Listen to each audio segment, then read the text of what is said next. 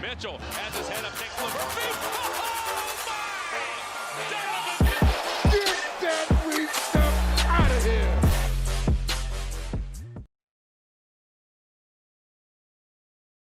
Welcome to the Junkyard Pod, hosted by Tony Pesta. No Jackson Flickinger again today, but we do have Corey in the house. Corey Walsh back on the pod again to discuss Darius Garland and Evan Mobley's return, how they've been performing, as well as some quick talk about the Cavs rotation and who we trust as these games start to become more and more important.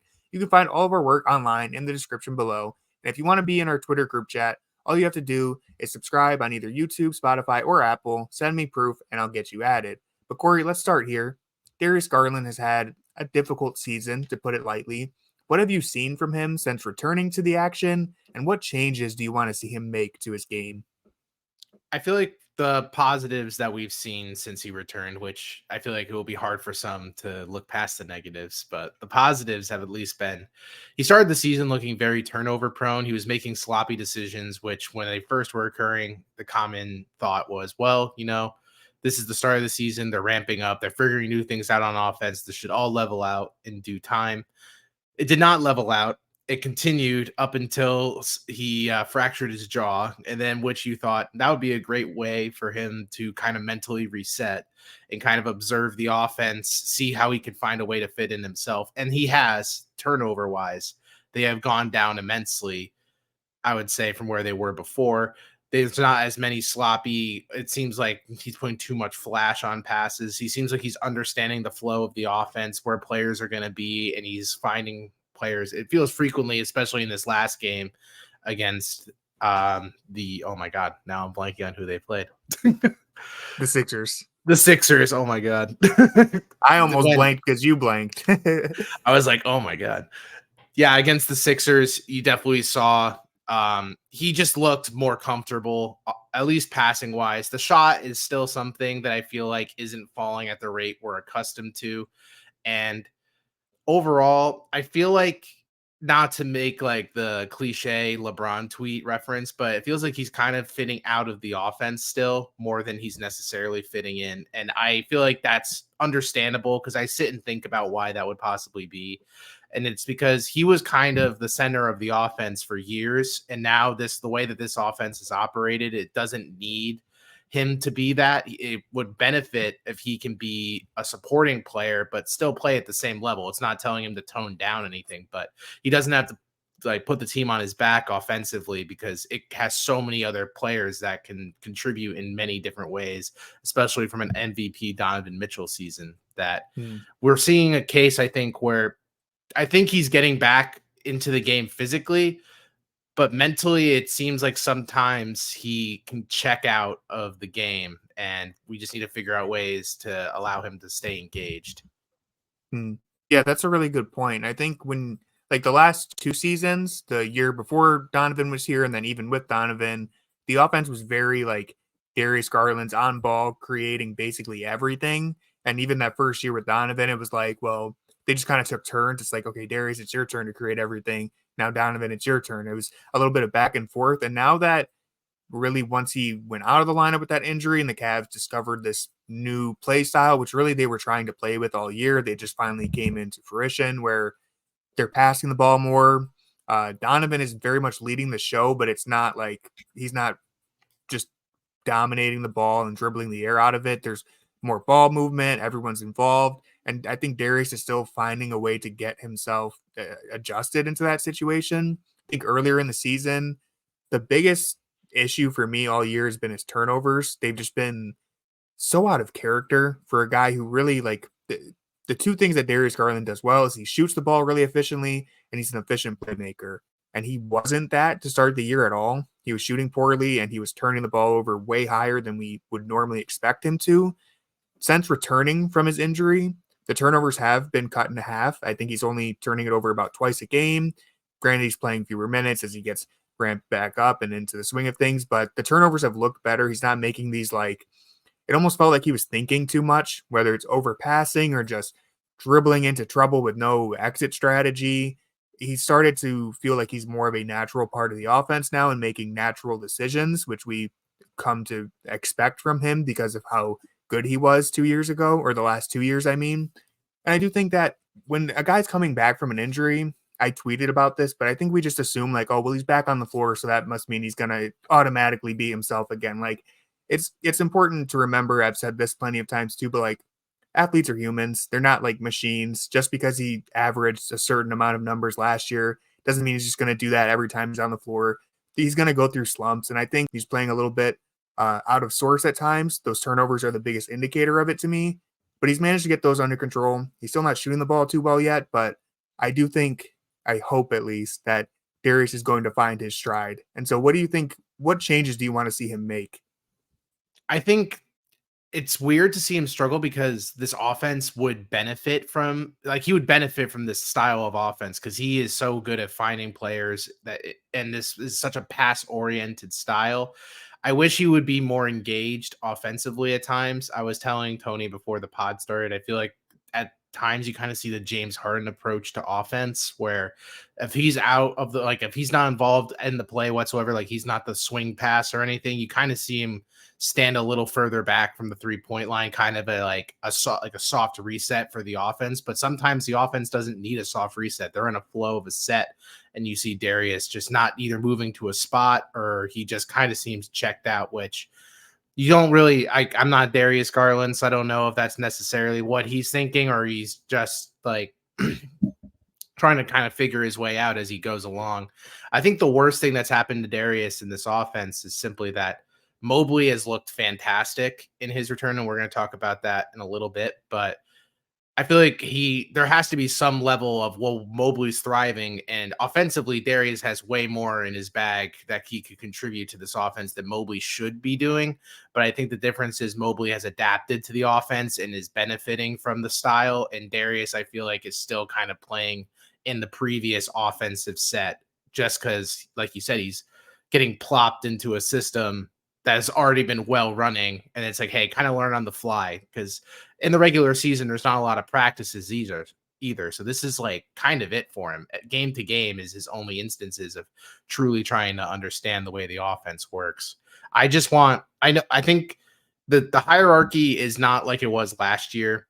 As you were saying, it's not the Darius Donovan split. It's kind of the Donovan is running it, but it doesn't mean just because Donovan's running it, it should take away from what Darius can contribute with, because we know he's a great shooter. The question is, will the volume result in as good of shooting as we were seeing in his selective shooting? Because we all know Darius is a selective shooter. It's his common gripe amongst fans that he doesn't shoot enough volume, especially from the 3-point line. And this offense would allow him to just keep digging into those types of shot selections. But I feel like, I don't know how you feel, Tony, but I feel like as the season goes along, the real barometer of how good this Cavs team is going to be in the postseason is probably going to be predicated on if Darius Garland can be that 1B to Donovan's 1A, rather than be a third option that will show up at times to become like the second option or even the first option in the game. Last year, even the Cavs it felt like they were at their best when Darius Garland was playing really well. And while that's kind of changed this year, I still think like when you get to the playoffs, you're going to need that 1B type of guy, especially a guy who can create his own shot and score in bunches the way that Darius Garland can. And not only score, but just create for others. As much as I am high on Evan Mobley, I don't think he's anywhere near that type of offensive player yet. And so in the playoffs, when it comes down to like, it's a really tough matchup or it's a key moment in the game and you need a bucket and they're sending a double team Donovan Mitchell's way, you need to be able to trust Darius Garland to create something there. And I still think he is the best option out of everyone on the Cavs. I think we've kind of forgotten a little bit how good Darius Garland is when he's playing up to standard. Now, whether or not those are just flashes that we're only going to see occasionally or it's something that he can put together consistently, it's kind of up for debate. I think the last 2 years he was pretty consistently good. This year has been, again, there's an adjustment period. There's a lot of stuff going wrong. It just comes down to hitting your stride at the right time. Yeah, and we were also speaking before the pod about how if Darius made the shot at the end of this last game, I think people would leave that game thinking that Darius was at least back to a level that people would be comfortable with. But don't let the fact that the shot didn't necessarily fall in blind you from the fact that this was probably Darius's strongest game through 4 quarters that we've seen since his return. And if anything is going to give us promise heading into that All-Star break, that Darius can kind of regain his form late into the season. This last game was it. I mean, I felt like he was pretty integral to all the various runs the Cavs went on to claw back into this game. There was a sequence that was well noted on Twitter that he contributed to 5 possessions in a row, whether it was scoring or assisting. That's something that we would see Darius do in his all-star season or even at times last year. So if you were worried that the Darius you once knew was gone forever, that game should make you not fret about it whatsoever. Yeah, he had 21 points, 9 assists, and I think 0 turnovers in that game. Definitely his best game since returning. I think let's transition here and switch gears a little bit to someone who has been playing very well since his return from injury, and that's Evan Mobley. I think he's averaging about 16 points, 10 rebounds, shooting 60% from the floor since coming back. He just looks more confident than ever. Corey, what have you seen from Mobley? Yeah, it's funny because like you watch the games, the eyeball test tells you he's taken like a massive leap, at least in confidence on offense, but the stats kind of reflect seasons that we've seen in the past. This stretch just feels different. Like you said, there's like an authoritative presence Mobley's been having. Everyone's going to point out, well, he's taking threes now. So that's kind of cool. And he's actually, the shot looks a lot better. It's amazing what like a month or 2 away from basketball did to Mobley's shot. It's like it's the only thing he's worked on since he's been injured, because the shot looks fluid. It doesn't look very clunky whatsoever. It looks like something that could be a catch and shoot style shot. It doesn't feel like defenders will catch up to it that quickly, which being a 7-footer makes it so that's not really much of a worry for him anyway. But he also, like, there's various times in the past few games where Mobley will bring the ball up in transition, and just either find the open guy while cutting to the basket or just take it himself, which he's done like at points throughout the few years in the league. But I feel like it's becoming a very common occurrence for him. Defensively, he's just out of this world still. It was like, how could the Cavs defense get better? Oh, I don't know. We'll just reinsert the runner-up in the defensive player of the year race, and team defense with 2 anchors on the floor, possibly at all times, and Jarrett Allen at the same time. Like, the defense, when it's on, went from suffocating to pretty much you enter into the court, it's death on sight, pretty much. He's also just ripped the ball out of so many players walking into the lane straight out of the air. So oh yeah, and ripping people too, steals, the snatch blocks. It's unbelievable. Yeah, the 2K animation that you would see, like where they just literally yank it out of the air. Mobley's done it multiple times within like a stretch of 5 to 6 games. And the offense, it's like the parts he was already good at, like operating off the roll, he seems like he's a little more comfortable with. He was always known as kind of a weak pick setter, but it seems like now that could just be me like with the glossy eyes over it, but I feel like that's improved at least somewhat. Not to the level where I'm like going to say like, now he's pretty good at that. I would say like he's serviceable, which we wouldn't have said beforehand. I feel like his frame kind of allowed for him to be knocked around a little bit. But overall, I've been very impressed with Mobley. I was saying to Tony, if you told me which player would probably reinsert themselves and reacclimate to the team quicker, Mobley was never going to be my pick, because offensively, I didn't feel like his play style was going to fit into this free moving, high style pace of play. I've always been high on Mobley, but the way he's come out of this stretch, just firing, especially from deep, has been so encouraging. I think he's benefited from how well Jarrett Allen was playing without him, because now I think there's just so much synergy between how those two are playing. They're really just becoming interchangeable. I know it's easy to say, oh, well, they have overlapping skill sets, but really they're just kind of interchangeable now. The Cavs just have 2 guys who are great at defense. They can both, Mobley's still not the best pick setter, but they can both operate in a pick and roll. If you get the ball to either one of those guys in the paint, it's as guaranteed of a bucket as you can get. They're so elite down low. And when you have a Donovan Mitchell and a Darius Garland, who Donovan Mitchell has really improved at finding the big men, especially Allen, on those dump off passes. I mean, that's just easy offense, and you'll take that all day. And so the 3-point shooting, I don't want to get way too ahead of myself and say he's a sharpshooter yet, but he is attempting 2 per game since coming back, and he's shooting 50% on them. Now, that's not going to hold up, but the jump shot looks so much better, and the confidence is the big thing for me. You can see the results already where there's that play where Scotty Barnes just leaves him open and waves him off, says, go ahead and shoot it.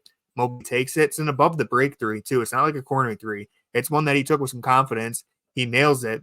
Very next play, Scotty Barnes is sprinting out there to close out to the shot. Now, Mobley airballed the shot, to be fair, but you can see already how that causes a change in the defense. Just making one shot and proving that you can take and make them, the defense has to respect that now. And it's bringing the defense out. And that's just something that you want to see continue to expand and develop in Mobley's game. Yeah, it's like you don't want to think of everything as in the purview of the postseason, but that is something you really need to think about because everyone who's a Cavs fan is just mentally going to think about that Knicks series. And it's like, how is this team going to play differently than the team that got gentlemen swept against the Knicks?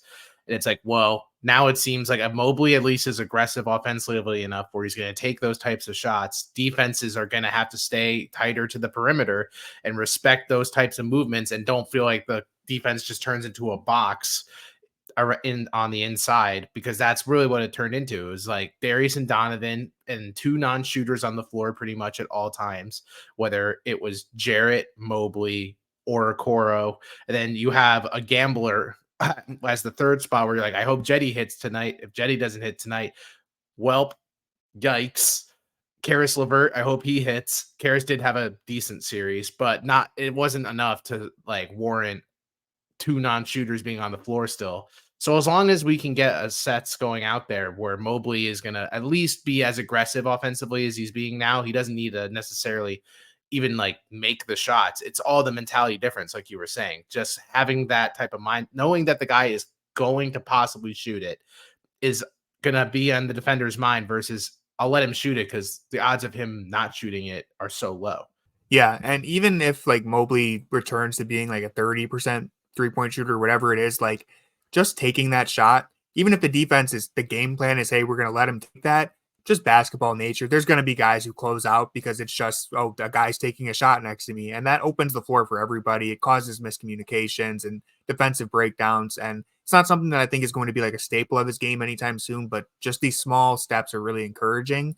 And yeah, like in the playoffs, if Mobley takes those shots, cool. But another thing that I love that the Cavs are doing is if a big is dropping way off of him, they're just saying like, hey, Max Strus, come here. Like, let's run a dribble handoff. It's 2-on-1. Like, no one's guarding me, so I'm going to set a pick on your man, and you just have an open shot now. Yeah, I think going off that point, like the addition of Strus, I feel like has also benefited Mobley a lot because the rap on Strus coming in was he really worked well with Bam Adebayo, and they had a good sense of a two-man pick and roll between the two of them. You're like, oh, great, that's going to translate well for Allen. And it did during the stretch where it was without Darius and Evan.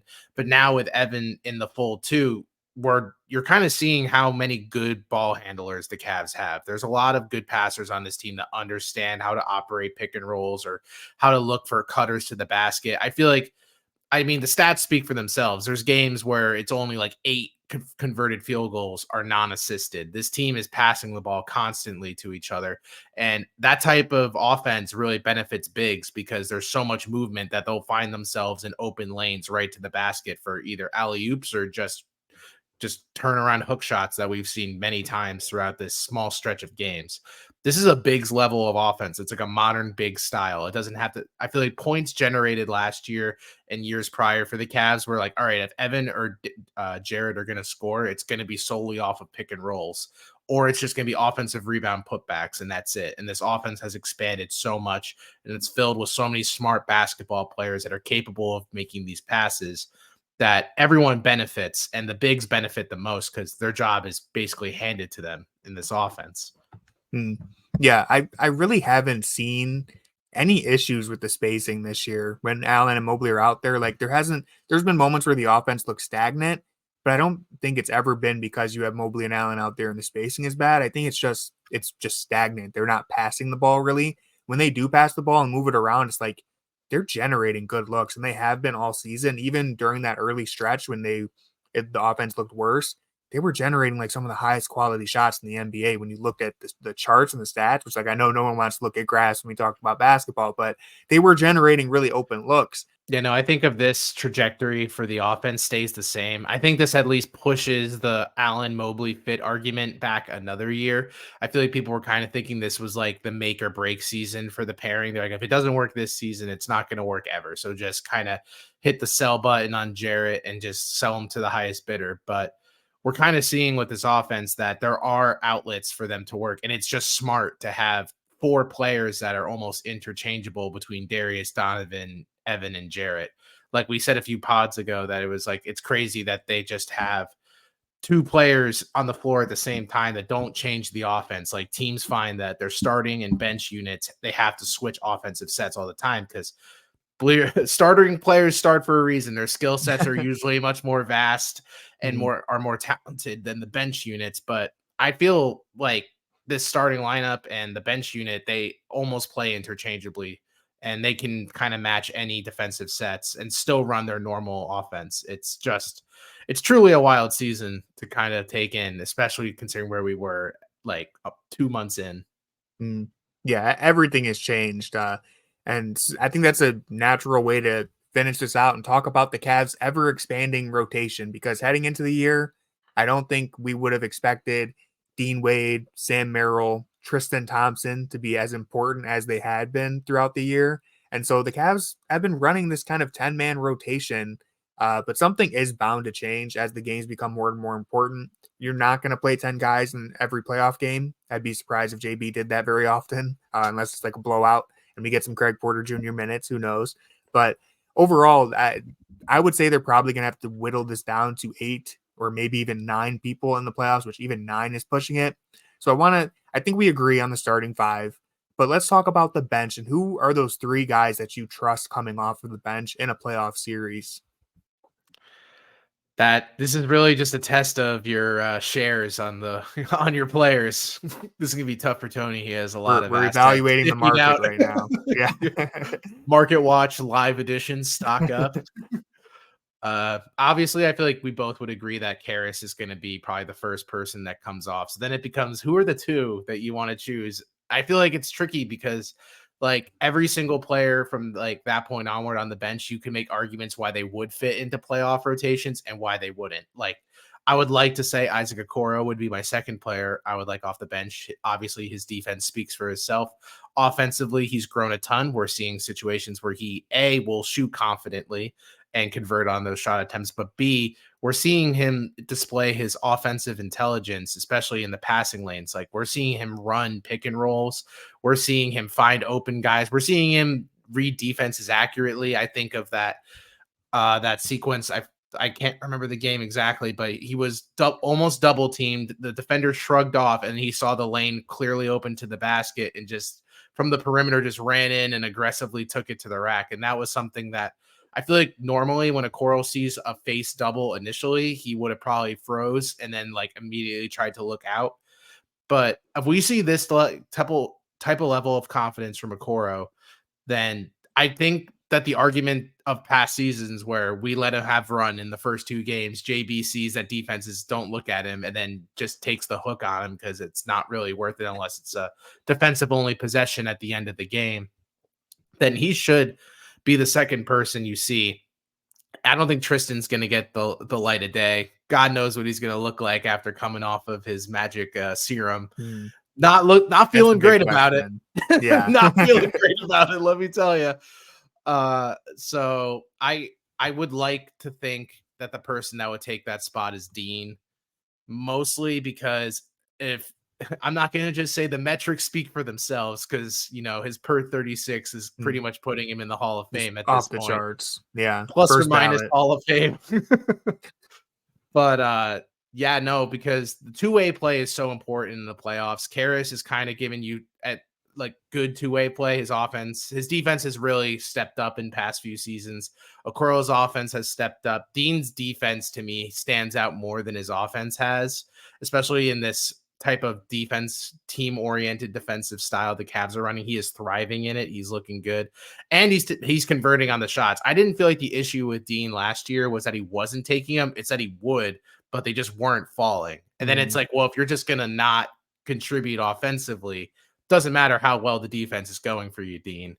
Yeah, you can't just be around 85% of his shots now are from the 3-point line. So if he's missing those shots, those are just empty possessions. And in return, you're getting good defense. I don't think that's necessarily postseason ball. But I would see Merrill also come in probably at some points when the team's down like 15, they need a punch offensively or something.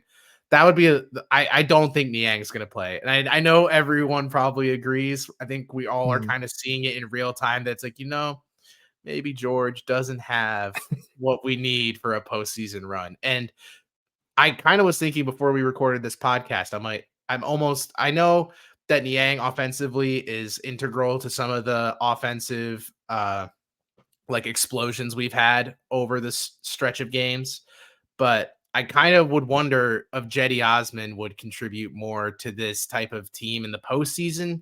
Like, is he more of a postseason ready player for this team than Niang would be? I would probably think yes, because Niang is a one-trick pony. And if that one trick doesn't work, then there is a net negative in all facets. And Cedi, at least, like, you had a little more to him than just being a high volume shooter.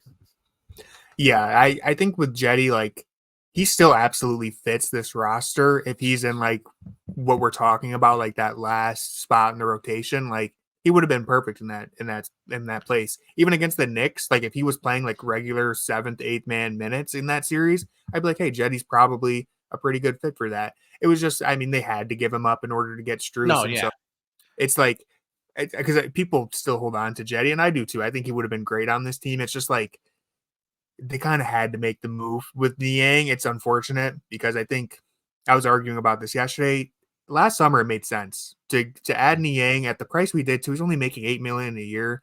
Like, that's pretty much on par with a lot of these guys who aren't playing that well at basketball. And George Niang right now is not doing that well in most of these minutes. He's had some big games. He's had some very big moments. But as you mentioned, that shot isn't falling. Man, it gets rough out there. I mean, he is as vulnerable on defense as anybody in the NBA. His drives to the hoop are just sometimes a disaster. I mean, literally a disaster. We see how they end more often than not. And if that shot's not falling, he doesn't rebound. He doesn't defend. He doesn't bring that much to the floor. So when we talk about these last few rotation spots, I think Caris LeVert is the first guy off the bench. And he's still, as much as he has his inconsistencies, he's still very versatile on both ends of the floor. He's a guy you could close a playoff game with him. And I think the Cavs would be pretty comfortable doing that depending on the matchup. So that's important, and that's good to have. Okoro, I think he's a 3-and-D wing. I think he's officially earned the title. Now, if you want to say he's one of the best doing it, I won't argue with that or anything, but I think he's officially earned the title of a 3-and-D wing because he is doing those two things as good as any other role player in the NBA. I mean, he's not a high-volume shooter, but he's taking them with confidence, and he's taking them every time he's open. And he's shooting 38% from deep, which is respectable. I mean, defenses are going to have to respect that, or he's going to make them pay. He's playing some of the best point-of-attack defense in the NBA, putting it together on both sides of the ball to the point where I think you have to play him off of the bench in a playoff series. That's a guy that you want on your team. The last rotation spot I probably give to Wade. Just because, again, he's kind of in that same mold. I mean, he's shooting the ball really well, and he's playing great switchable defense. He's also got a lot of size on him, which off that bench, the Cavs don't have much of it. I mean, Okoro and LeVert are two, shorter players. I think LeVert's like 6'7", but Wade is like a legit 6'9", can guard 1 through 4, and you feel comfortable with him out there. I would really love for Sam Merrill to be in the rotation. It's just that's where it gets tough. Like, you got to take minutes away from somebody. And that somebody's going to be either Garland, Mitchell, Strus, LeVert. It's like it just gets really tough to fit Merrill in there despite how much he fits. And yeah, our boy Niang. I mean, I don't know what Tristan will look like when he comes back because who knows how much those PEDs were helping him. But I kind of think if you need like a backup big in the playoffs at any point, or you need someone to play 4 minutes and it's not Dean Wade, like, I almost think I would put Tristan out there before I played Niang. I mean, that's how bad some of these minutes have been. Granted, Tristan's like a third quarter guy. Like, if you played Niang in the second and it was a disaster, that's where I'm like, all right, get Tristan out there probably. But I mean, I guess the good thing is that this is like back end rotation problems that the Cavs hopefully a playoff series shouldn't be decided on the George Niang minutes, I hope, but it's an interesting conversation to have. I'm very concerned for if there is like when we face like a Giannis type, we just only have our answers being outside of Evan and Jarrett probably splitting at the 5.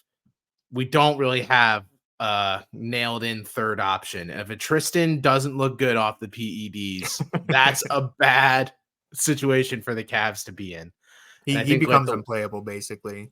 And if with the Cavs and Bucks, I estimate being kind of gridlocked at the 2 and the 3, we're going to have to face them in round 2 if we get out of round 1 pretty much guaranteed, unless one of us collapses. And I am concerned, especially I kind of thought they were going to look at the buyout market for at least one of their 2 spots for a big. And then once Bismack got signed, I was like, well, that was kind of it because it was unless we want a Rolo reunion, which I don't know if the team is necessarily hoping for that. I think I'll take Tristan without the PEDs before Rolo.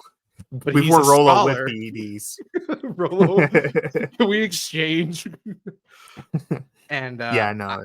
I agree with you on the Merrill front. I think there has to be a situation, though, where Merrill is going to probably play because that shot is just too valuable. And especially he's taking it at the volume, and defenses are going to have to stay glued to him, even if we're just using him as decoys and sets. All defenses, I think, at this point know that Sam Merrill is willing to shoot and shoots efficiently enough to where you have to kind of stay with him the whole time.